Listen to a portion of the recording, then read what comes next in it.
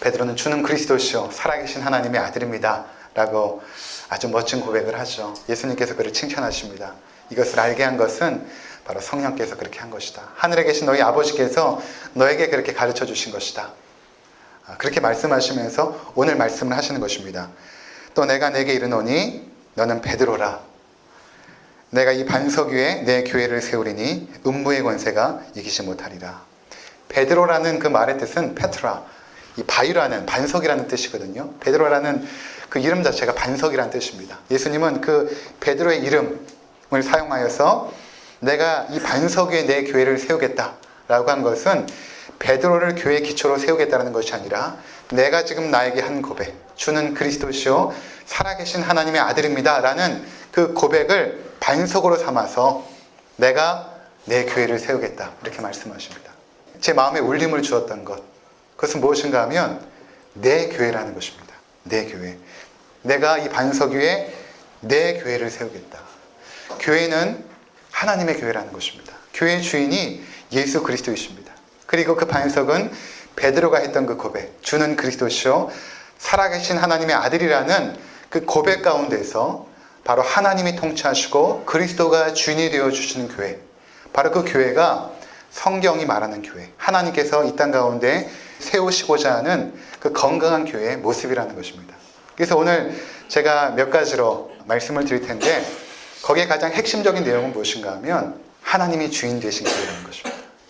사람이 주인 노릇하는 것이 아니라 오직 하나님만이 주인 될 수 있도록 교회를 세워나가고, 그것은 마음만 가지고 되는 것이 아닙니다.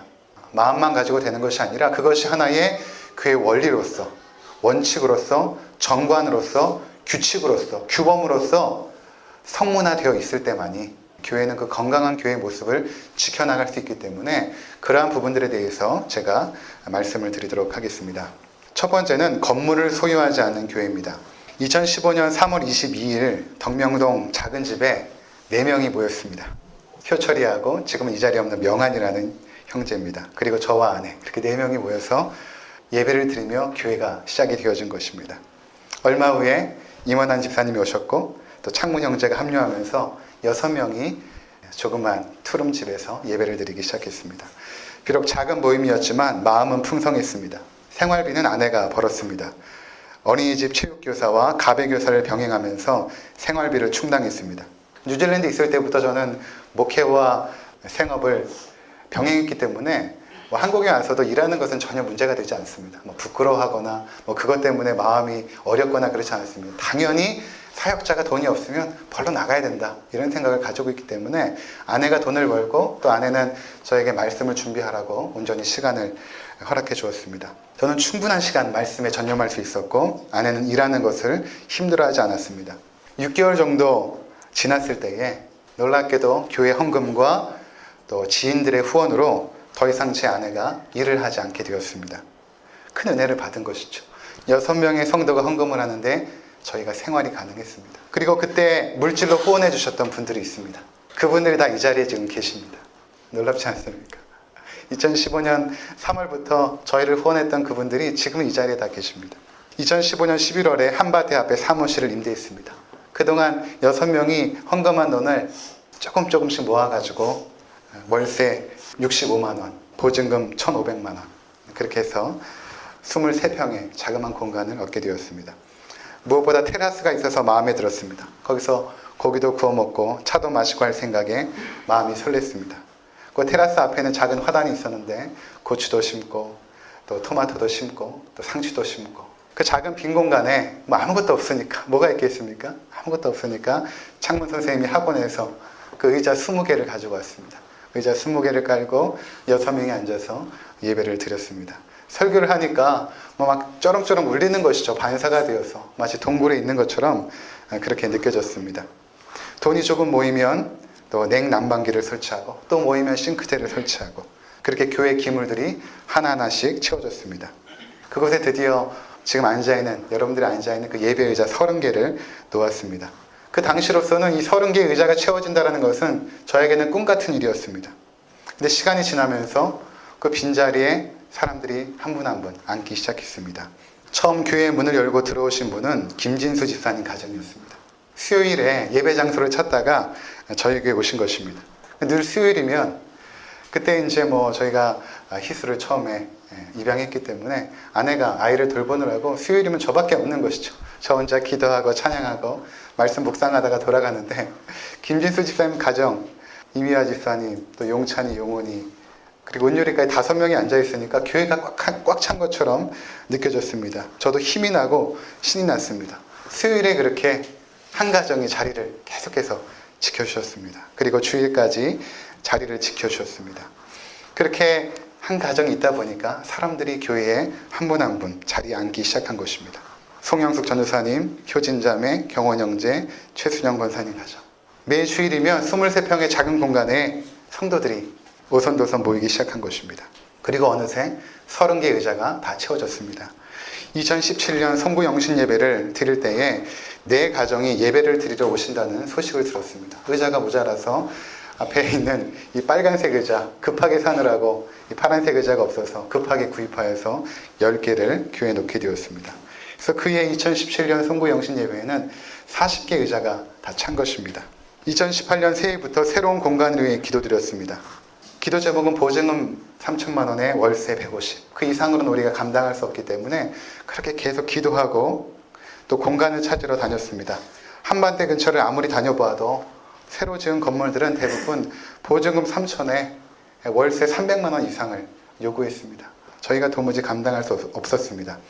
그러던 중에 이곳에 있었던 새누리 2교회가 건축으로 건물을 비웠다는 소식을 듣게 되어서 제가 당장 건물주를 만났습니다. 그리고 얘기를 들어보니까 3천에 150. 우리가 기도했던 그 내용을 제시하셔서 바로 성도들에게 동의를 구하고 이 장소를 임대하게 된 것입니다.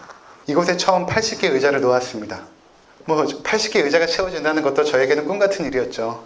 교회를 이전하고 성도님들이 계속해서 저희 교회를 찾아주셨습니다. 그리고 올해 중반기를 지나면서 80개 의자가 거의 채워졌고 의자를 더 구입하여서 현재는 100개 의자가 이 자리에 놓여져 있습니다. 매주 아이들을 합쳐서 90명의 성도님들이 예배를 드립니다.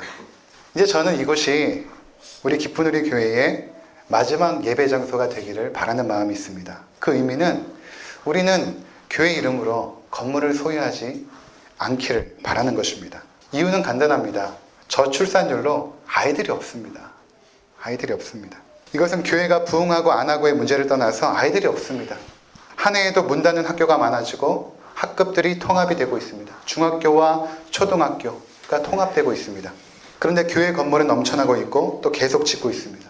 곳곳에 폐허가 된 기도원과 수련원은 얼마나 많습니까? 성도들의 귀한 헌금이 낭비된 것입니다. 저도 가끔 차를 타고 가다 보면 여전히 큰 건물을 막 짓더라고요. 더 안에 보니까 또 엄청난 큰 교회 건물이 들어서고 있는데 여러분 더 이상 전도가 안 되고 있는 시대입니다. 결국에는 큰 건물 짓겠다는 것은 주변의 개척교회 성도들을 끌어모으겠다는 그 생각 아니겠습니까? 지금 새로운 성도들이 어디 있습니까? 대부분 수평이동을 하고 있는데 큰 교회가 작은 교회들을 끌어모으겠다라는 그런 생각이 아닐까 저는 생각이 되어집니다.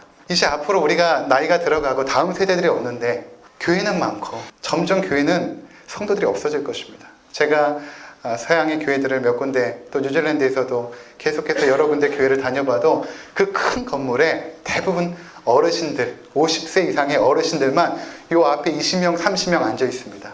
그 좌석이 300석 500석의 좌석에 이 30명의 성도들이 있고 그것들이 지금 유럽교회 형편입니다. 한국교회도 지금 그것을 따라가고 있는 것입니다. 앞으로 10년 후에는 대형교회 건물들은 텅텅 비게 될 것입니다. 왜? 아이들이 없기 때문에 그런 것입니다. 이제 우리 세대들은 다 가고 뒤에 아이들은 없는 상태에서 교회 건물만 덩그러니 남게 되면 안 되기 때문에 그런 것입니다. 우리는 교회 건물을 지으려고 헌금하거나 노력하지 않았으면 하는 마음입니다. 물론 집 없는 서름도 있습니다. 남의 건물 빌려다 쓰면 번거로운 것이 한두 가지가 아닙니다. 근데 그것은 우리가 충분히 감당할 수 있을 것입니다. 하나님께서 은혜를 주셔서 이곳에 성도들이 더 넘쳐나고 그러면 2부, 3부 예배를 드리면 되는 것입니다. 1부, 2부, 3부 이렇게 예배를 드리면 되지 않겠습니까? 우리가 조금만 불편함을 감수하면 될 것입니다. 그래도 넘쳐나면 이 옆에 침신의 강당을 빌리면 될 것입니다. 제가 이 말씀을 공식적으로 드리는 이유는 이 말에 제 자신을 묶어버리기 위해서입니다. 이미 제가 말했으니까 되돌릴 수 없을 것입니다. 맨날 녹화가 되어서 인터넷에 올라갈 거니까. 여러분이 그때 목사님 그렇게 말하지 않았어요. 이렇게 말씀하시면 되는 것입니다. 건축만 하지 않아도 선교나 구제 사역에 좀 더 힘을 낼 수 있을 것입니다.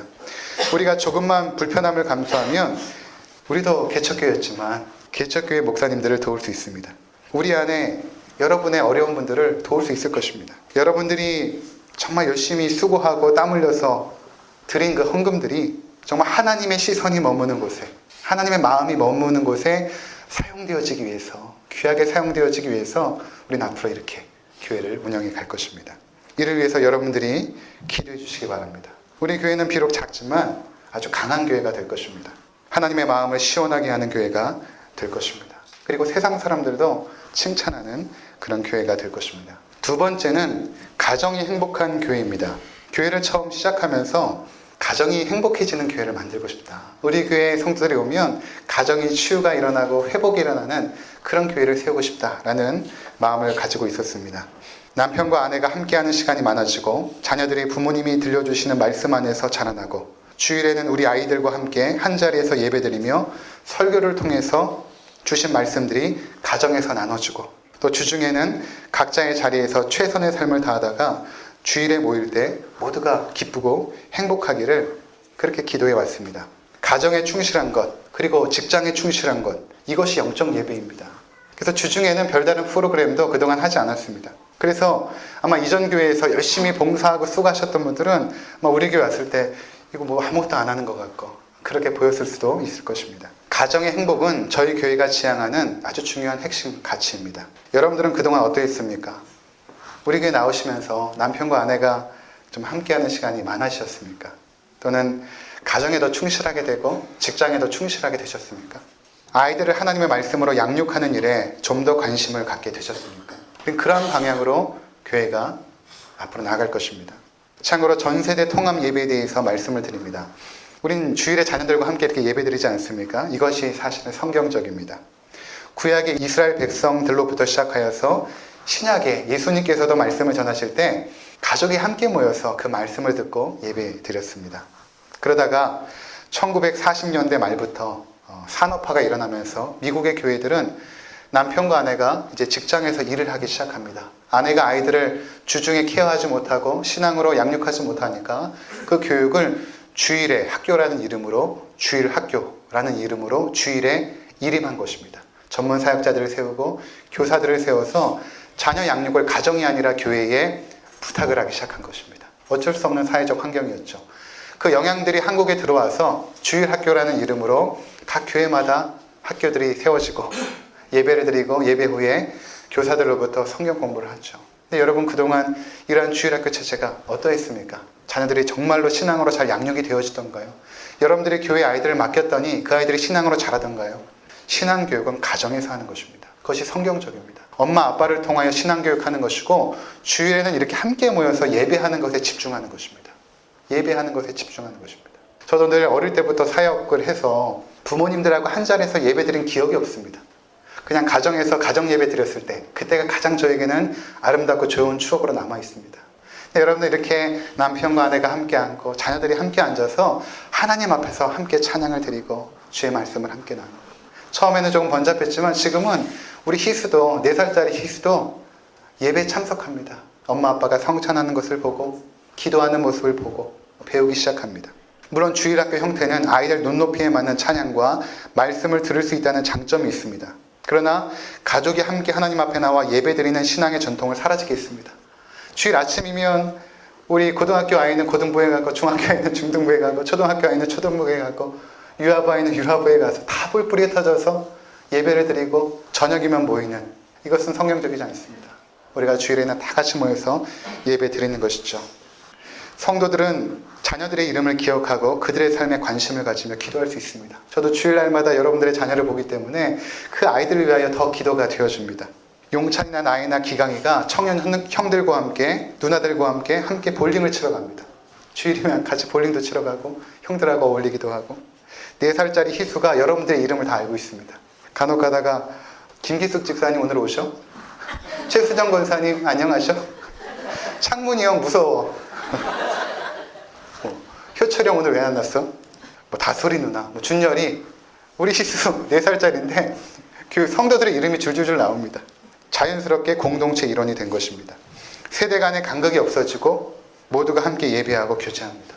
그래서 우리가 뭐 주일학교가 없어서 이렇게 하는 것이 아니라 이것이 성경적이기 때문에, 그리고 아마 앞으로 또 어린이부 또 청소년부 교육자가 세워지면 토요일 날 주로 아이들의 신앙으로 양육하는 그런 일에 힘쓸 것입니다. 주중에는 이렇게 마치 명절에 모이는 잔치처럼 가족들이 같이 모여서 함께 예배도 드리고 식사도 하고 하면서 하나님 앞에서 아름다운 축제의 모습으로 나가는 것입니다. 세 번째는 민주적 교회 운영입니다. 영국의 액튼경이 설파한 절대 권력은 절대 부패한다는 경우를 우리는 잘 알고 있습니다. 이것은 동서고금을 막론하고 집중된 권력의 피해를 가장 잘 표현한 망골불변의 진리입니다. 근데 이 진리가 교회라고 해서 예외가 아닙니다. 한국교회의 많은 문제들이 돈 문제와 함께 주로 대형 목회자들의 제왕적인 그런 권력 집중 현상으로부터 유래되고 있습니다. 민주적 교회 운영에 대해서 반대하는 분들은 교회가 무슨 민주주의야 신분주의지 이렇게 말합니다. 하나님이 세우신 목사가 오직 하나님만 바라보면서 하나님의 뜻을 듣고 그렇게 모든 것들을 판단하고 결정해도 괜찮다라고 생각을 하는 것입니다. 그러면서 그들이 드는 예는 이것이죠. 구약에 출애굽한 백성들이 가나안 땅에 들어갈 때에 그들이 12명의 정탐꾼을 보냈는데 10명은 반대하고 2명은 찬성했다. 결국 반대 의견을 들어서 다수결로 그들이 하나님의 뜻을 거역하지 않았느냐. 그러니까 결국에는 교회는 두 사람의 소수의 그 사람의 의견을 들었던 것처럼 교회의 신실한 몇 사람의 의견에 따라서 교회가 운영되어져야 되고 그 중에 한 사람 바로 목회자다. 우리는 목회자의 뜻에 따라서 교회를 끌어가야 되지 않겠냐. 이렇게 주장하는 분들이 계십니다. 근데 이것은 몰라도 너무 모르는 거예요. 여러분, 가나안 정탐 사건은 어떤 사건이냐 하면 가나안으로 들어가는 하나님의 뜻이 이미 세워진 것입니다. 근데 그것이 인간들이 서로 다수결로 뭉쳐가지고 하나님의 뜻을 반역한 것입니다. 근데 우리가 교회를 민주적으로 세우는 것은 하나님의 뜻을 우리가 민주적인 과정을 통하여 거역하려는 것이 아니라 그 하나님의 뜻을 분별하는 과정인 것입니다. 우리는 하나님의 뜻, 이미 주어진 하나님의 뜻을 하나님께 묻지 않습니다. 그것은 민주적으로 물을 것이 아니죠. 주일날 교회에 나가야 됩니까? 이것을 민주적으로 결정하지 않습니다. 동성애가 가능한 것입니까? 잘못된 것입니까? 민주적으로 결정하지 않습니다. 성경에서 죄라고 말했기 때문에. 11조를 드려야 되는 것입니까? 안 드려도 되는 것입니까? 성경에서 나와 있기 때문에 이것을 토론하지 않습니다. 그러나 주일날 예배 형식을 어떻게 할 것인가? 전통적인 예배를 드릴 것인가? 우리처럼 찬양 예배를 드릴 것인가? 주일에 식사는 어떤 것으로 할 것인가? 또는 교회 헌금을 사용할 때 어떤 부분에 어떻게 사용할 것인가? 이러한 부분에 있어서 하나님의 뜻을 묻는 것입니다. 성도들이 함께. 우리가 사람의 뜻을 세우려고 하는 것이 아니라 하나님의 뜻을 세워나가려고 할 때 가장 안전한 장치가 무엇인가? 그것은 함께 의논하는 것입니다. 하나님 주신 지혜들을 함께 의논하는 것입니다. 목사 한 사람이 그것을 하나님의 뜻을 주장하는 것이 아니라 함께 의논하는 것이죠. 만약 그렇게 하지 않는다면 결국 교회는 힘 있는 몇몇 사람들에 의해서 끌려다닐 것입니다. 성경은 인간은 전적으로 부패하고 타락했다고 말합니다. 이것은 목사라고 예외가 아닙니다. 목사도 타락한 죄인입니다. 비록 구원을 받아서 주의를 하지만 이 땅에서의 개인적 욕망과 야망에서 벗어날 수 없는 것이 목사입니다. 따라서 교회가 신본주의를 이루려 할 때 하나님의 뜻을 교회가 이루어야 되죠. 하나님의 주권을 이루어야 됩니다. 그때 가장 안전한 장치가 무엇인가 하면 바로 민주적으로 의사를 결정하는 것입니다. 이것은 한 사람의 의견보다는 다수결의 의견이 낫다라는 것을 전제로 하는 것입니다. 비록 절차가 까다롭고 일처리가 느릴진 모르지만 하나님의 뜻을 가장 잘 이룰 수 있는 안전한 장치라고 볼 수 있습니다. 우리 교회가 속한 대한예수교 장로회는 모든 결정을 장로들의 모임인 당회에서 하게 되어 있습니다.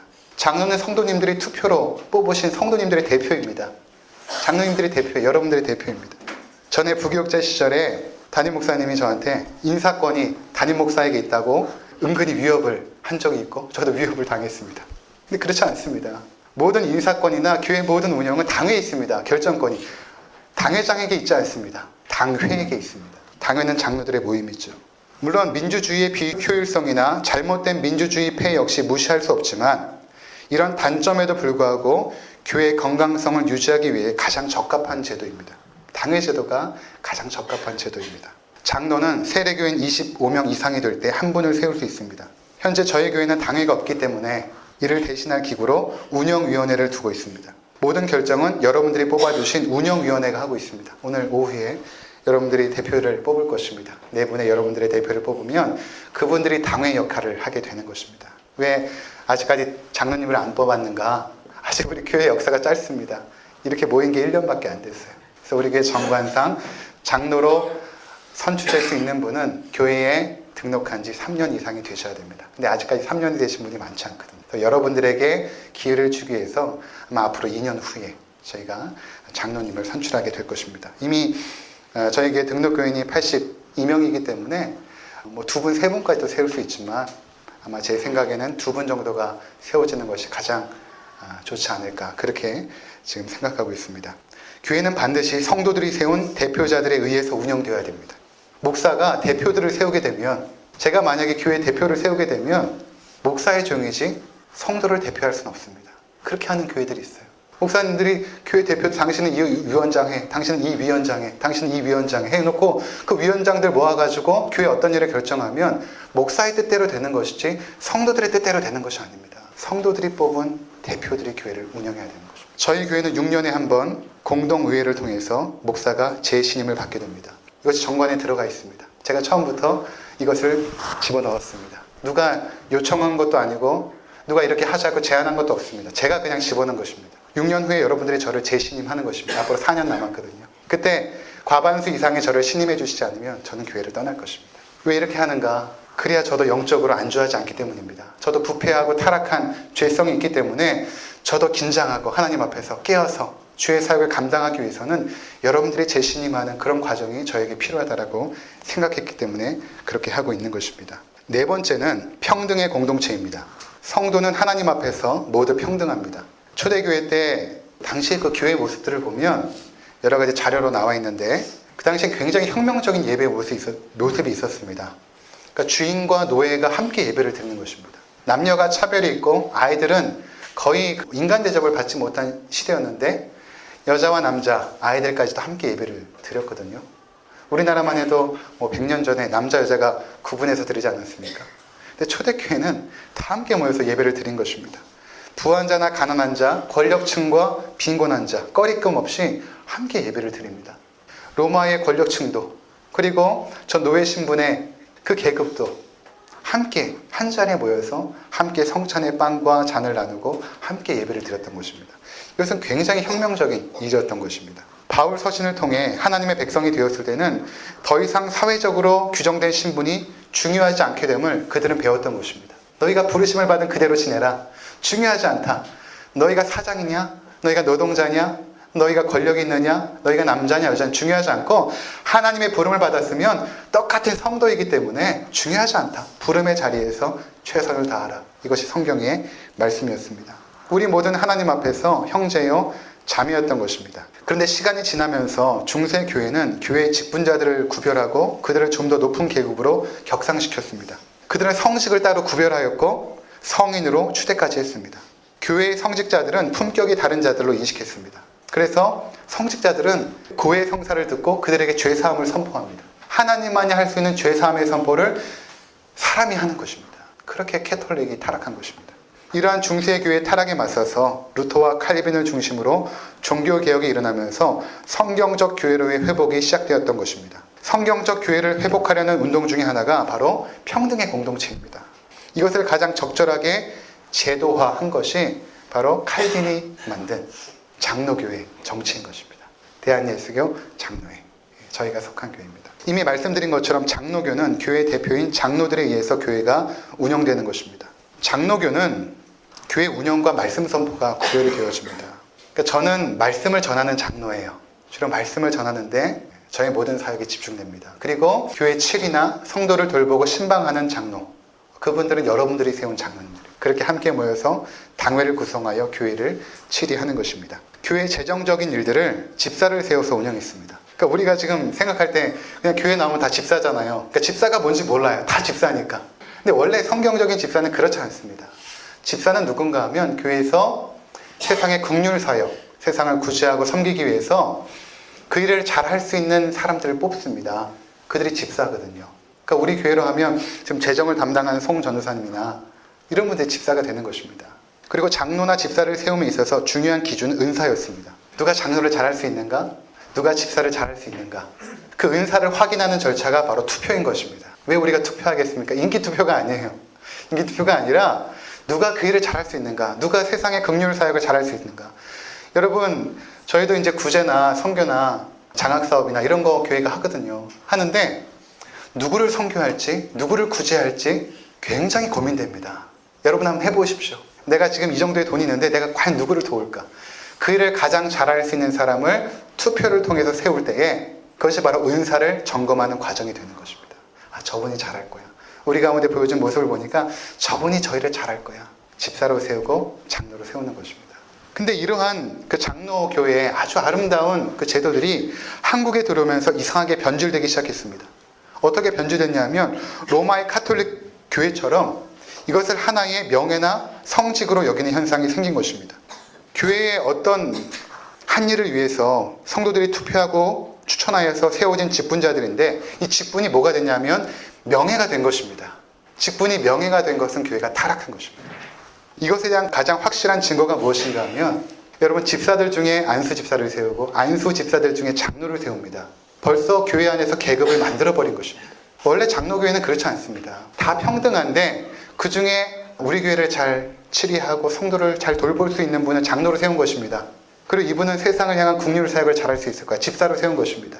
그리고 권사라는 제도는 저도 여러 가지 공부를 하고 교수님들에게 물어봤어요. 우리나라만 권사 제도가 있습니다. 왜 우리나라에 권사 제도가 들어왔습니까? 라고 물어봤더니 저는 이경직 교수님께서 아주 간단하게 말씀하시더라고요. 여자 장로입니다. 이렇게 말하더라고요. 여자 장로입니다. 그래서 투표를 세운 것입니다. 권사님들도 교회를 치리하고 성도를 돌보는 일을 하는 것입니다. 우리 생각에는 나이가 좀 많이 드시고 교회에서 늘 기도만 하는 분이 권사님이 아니라 교회를 통해서 투표로 세워진 것은 기도하라고 세운 것이 아닙니다. 물론 그것도 있지만 성도를 돌아보고 교회를 운영하는데 함께 지혜를 모으고 그렇게 세워진 것입니다.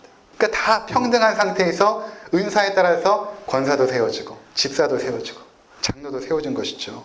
명확하게 지금 기억을 하셔야 됩니다. 이미 교회 안에 권력계급이 들어왔습니다. 목사, 장로, 안수집사, 서리집사, 권찰 이런 식으로 서열이 생겨버린 것입니다. 그리고 명예장로, 원로장로, 명예권사. 그래서 이거 안 세워지면 마음 상해하시고 아닙니다. 우리 교회는 정관에 들어있습니다. 원로 장로도 없고 원로 목사도 없습니다. 보통 한 교회에서 20년 이상 하게 되면 원로로 세워지거든요. 근데 우리 교회는 정관에 제가 원로 제도를 뺐습니다. 그리고 저는 우리 교회 총회법상 70세가 정년인데 65세로 줄여버렸습니다. 그리고 65세가 되면 저는 그냥 떠나는 것입니다. 그냥 성도로 살아가는 것입니다.